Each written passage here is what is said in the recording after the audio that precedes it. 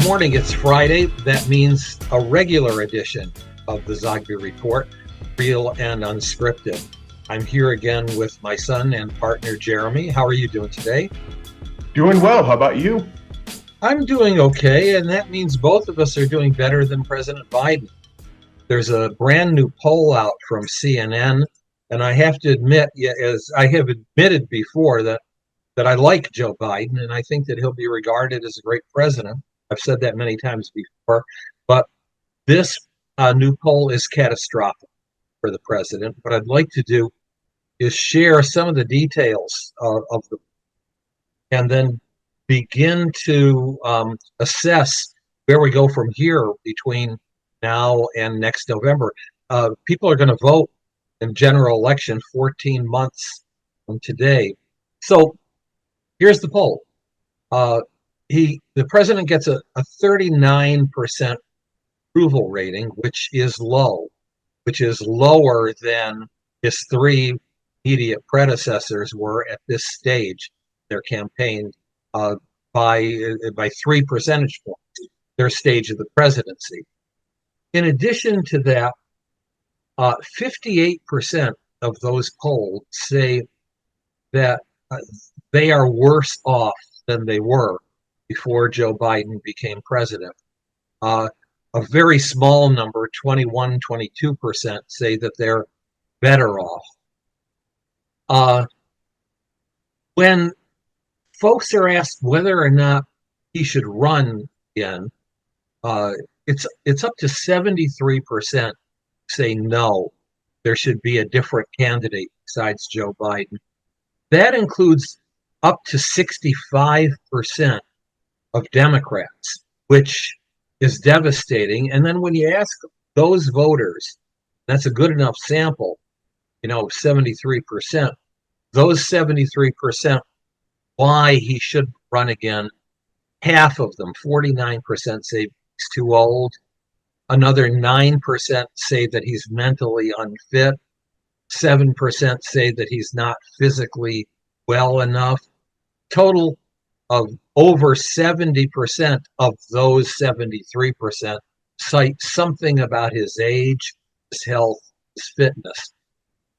18 months to go before the general election, and the president is going around the country touting Bidenomics and touting progress in manufacturing, touting accomplishments of his administration, and yet here is how the public in general, and in particular, his own party feel about him. Now, the next number is the one that I think is perhaps the most devastating of all. We know that one of the things the president has going for him is that he's running against Donald Trump, who has 91 indictments against him, charges against him in his indictments. And in a head-to-head match, Trump leads, quote unquote, by 1 point, 46 to 45. It's about the same when you match Joe Biden against Ron DeSantis. Then it becomes a tie. Vivek Ramaswamy actually leads by 1 point over Biden. All of these are statistical ties. But in a head-to-head matchup against Nikki Haley, and this should be of the greatest concern to the White House, Nikki Haley scores 49%, Joe Biden's 53%. Probably the repeat most significant number poll. Nikki Haley does not have the baggage that any of the three other candidates have. She shows that a Republican can garner 49% of the vote and keep president of the United States, was elected just 2.5 years ago with 53% of the vote, keeps him down at this stage to 43% of the vote. Do you agree with me that this is catastrophic? These numbers hold.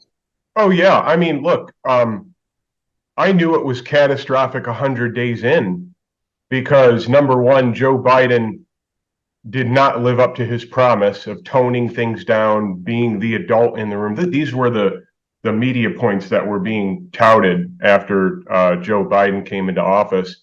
And within 100 days, his approval rating shot low. And it was the biggest collapse in modern presidential polling. About 900 days later, Joe Biden has, I believe, the lowest approval rating in modern presidential polling. We can like him, we can hate him, or we could be neutral. I'll be neutral and just look at the facts. Joe Biden did not tone down the rhetoric. Joe Biden oversaw a horrific, painful economy, despite the establishment economists who were trying to uphold this narrative that, saying, "Come on, folks, you're looking at your receipts, you're looking at the wrong data, you're looking at your bank account, you're looking at your wallet, and you're looking at your bank statements, and you're looking at the wrong data. Look at our data." Well, that's preposterous. This is a terrible economy. Consumer debt is at all-time high. Excess savings has crashed. People can't afford mortgages. And that's just the tip of the iceberg. So Joe Biden transitioned us out of Afghanistan.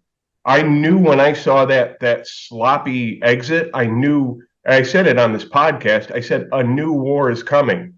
Sure enough, within a few months, a new war came. Billions of dollars are being sent to Ukraine.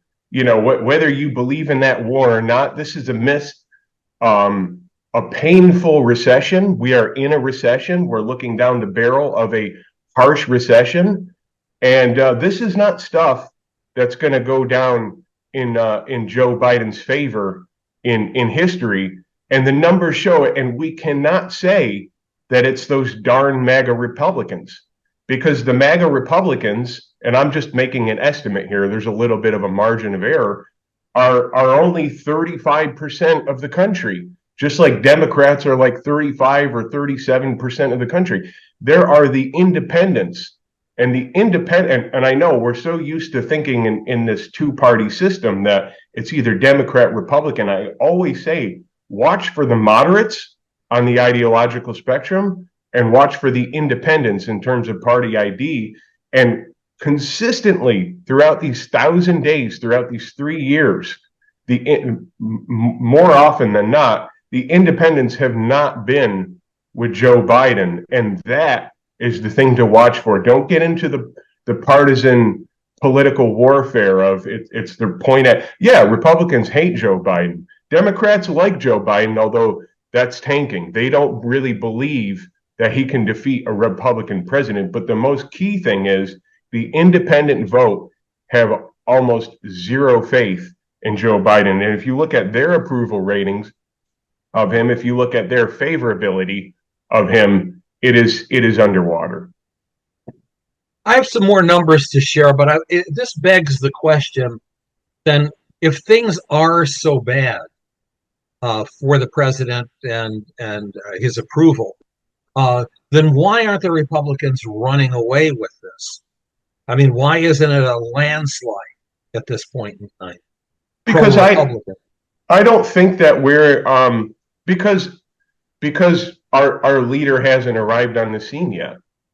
I mean, we still have two of the most polarizing figures in over the last 3 or 4 years, Joe Biden and Donald Trump. But look, it's clear the media wants Biden out. Those headlines that were on Drudge yesterday, and they changed from morning to afternoon, it got even worse, referencing the same link. The second headline was even harsher about Biden and that CNN poll. But the New York Times, CNN, I'm going to assume the Washington Post want Biden out. The problem is, who are they going to recruit? How can they do this in a way that doesn't collapse confidence among Democratic voters? And to your question, why aren't the Republicans winning? Because we are in a hyper polarized nation. We are in a hyper polarized political landscape. And our teacher, they say, when the teacher arrives, the people listen. Our teacher hasn't arrived on the scene yet.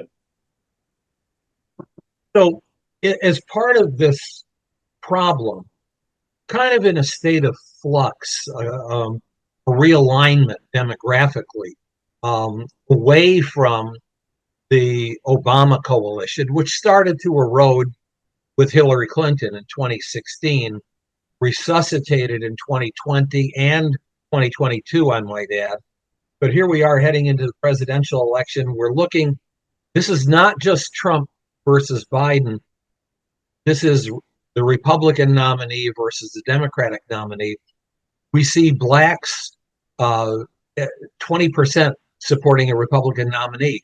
We had seen this trend happening because usually it's about 9, 10, or 11% of blacks supporting the Democratic nominee. Barack Obama, anybody who ran against him was lucky to get 7% of blacks. Among Hispanics, the Republican nominee running in the 40s and higher, particularly among working class and less than college educated Hispanics. We see suburban voters torn. On one hand, we've talked about this many times before, there is the question of wokeism and school related issues, what my kids are being taught, versus, on the other hand, abortion.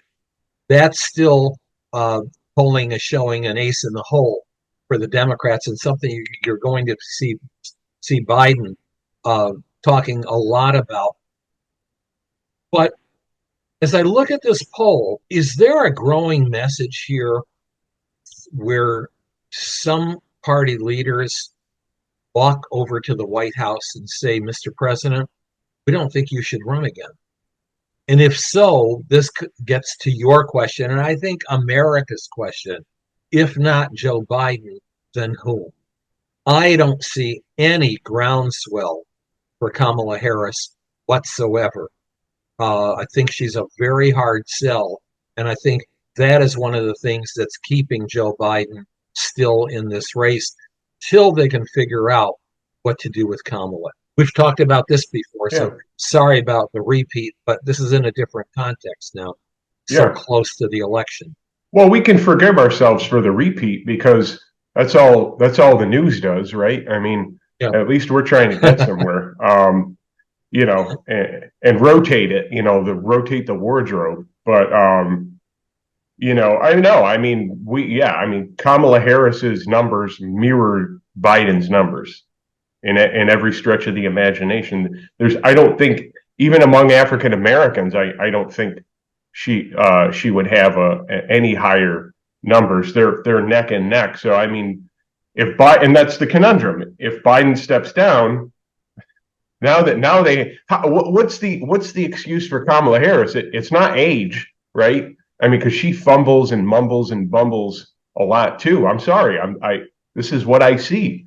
And this isn't partisan, because let's not even get into Mitch McConnell, right? That was scary. Everybody knows what I'm talking about. So this isn't partisan. I'm just calling it as it is. So, I mean, the only thing that makes sense is, and we've talked about this, and it's right front and center, is all of a sudden, in a few instances, Governor Newsom has made some pretty big appearances in the public. I see him in pictures with Joe Biden more. I think that's symbolic. I do not rule out the possibility, although people will say this is crazy and this is, I would hope that they wouldn't say this is conspiracy theory, because that would be ridiculous. But do not be surprised if behind the scenes, folks are talking about how do we get Michelle Obama in the race. Why? Because if 2008 was an explosion of hope, it was almost like hopium. It went up. It was a complete high. I mean, look, when Obama won, I walked outside and I saw clouds and I saw the sun, and I thought the heaven was shining down. A lot of people felt that way. The point is this: who is really going to excite Democrats, um, establishment Democrats? Can Newsom really do that from San Francisco, a coastal liberal, or do we need somebody who is tied to potentially a brand of rock stardom? Okay, so I think those are the two obvious things: is first Governor Newsom and potentially Michelle Obama, despite the fact that I know half of her autobiography talks about how she hates politics and she wants nothing to do with it. Whatever, if the Democratic establishment wants to grip their base and they want to excite them, there's no better person to do that. That's not my endorsement. I want to talk about one other thing that you hit on, and maybe this is a side conversation, but as you mentioned, our polling last cycle leading up to the election saw really higher than usual Black support, particularly 18 to 24 and 18 to 29, leaning Republican. I mean, it was as high as I think it was over 20%, getting maybe 25%. I was talking a year or so ago with a local candidate, a black gentleman who's run for a number of offices, a young guy about my age, and I asked him about that, and he said it's there, man. He said, believe me, I talk to people about it all the time. Coincidentally, this guy is conservative. He's Republican. He said the thing that I always heard was when it came down to it, and the African American voter was faced with the problem of what do they check on the ballot. He said what he often heard was, I got to sit next to my brethren in church. So, but is that diminishing? As we get into 2024, is that bias going to continue to play a role? I have, in a sense, based on observation, that I think that bias is diminishing, because in the background, I'm convinced we are amidst something of like a political realignment. Now, remember, in nature, the poles flip. There's the pole shift. Same thing happens. You get decades and decades into a political regime or a political culture, and then it gets so out of whack it has to realign. And we see that totally between Democrats and Republicans. Explanations here. These are complicated issues. So quickly to look at blacks, there has steadily been, and now accelerating, phenomenon of black conservatives. And why wouldn't there be more and more blacks entering the middle class, growing affluence, impact of the church, particularly on social issues, and a rejection of abortion, a rejection of gay rights and gay marriage. That's easy to see. I think also you do see, we started to see this with Gen X, or then with millennials, and now especially with Gen Z, because of a growing sense that the Democratic Party is not providing answers, and a growing sense that Democratic Party is great at taking advantage of blacks. You vote on election day, we'll screw you the day after. I'm not making that up. That's what we hear. I think there's a third phenomenon going on too, and that is that particularly with younger millennials and with Gen Z, things are not good. They have not been good since the Great Recession. This is when younger millennials and then Gen Z following have come of age, and there have been more Democratic years than Republican years, and a sense then that down with whoever's up. The Biden administration may tout progress on the economy, but we're not feeling it, and we're not feeling hope. it does mean, it does portend this realignment, even if there's very little promise, coming from Republicans as to how they can make things better. But back to the big question at hand: can the Democrats retrieve this election? Can Joe Biden stay in this race? Can he regain control of his own message? He's certainly out there. They're going to be spending at least $1 billion between now and November of 2024. And can he recoup? Lots of variables. Remember, you got a former president who's going to be on trial. That certainly looks like it. You have a Democratic message of some progress versus a Republican message that is relatively cloudy with tax cuts and so on, and no cuts in the budget deficit. It's just two parties promising more budget deficits. So those are the key questions, and I think that's where I'm going to end, with the questions as opposed to the answers. You got a closing? Yeah, I mean, yeah, I do, and this is harsh, but I mean, when you cross that line, that of those numbers that we discussed, there's no return from that. I don't know that I can't think of any example. Of course you're over 3 decades older than I am. Maybe you can, but I certainly can't in modern history. That becomes a terminal phase. And so, I mean, the only scenario in which Joe Biden can compete is under some kind of emergency, where he can't go before the public, because clearly the more he goes before the public, the more it becomes obvious. In Maui, it was a turning point for the average voter. That was the moment that the average voter said, all right, I can't deny this anymore. Well, then I'm an average voter. And again, that I've been a fan of Joe Biden and the right man for the right time. But in Maui, I thought he comported himself very badly. And it was kind of sad to watch. I think we'll leave it at that and see what there is to talk about next week. Yes. Have a good week. As always.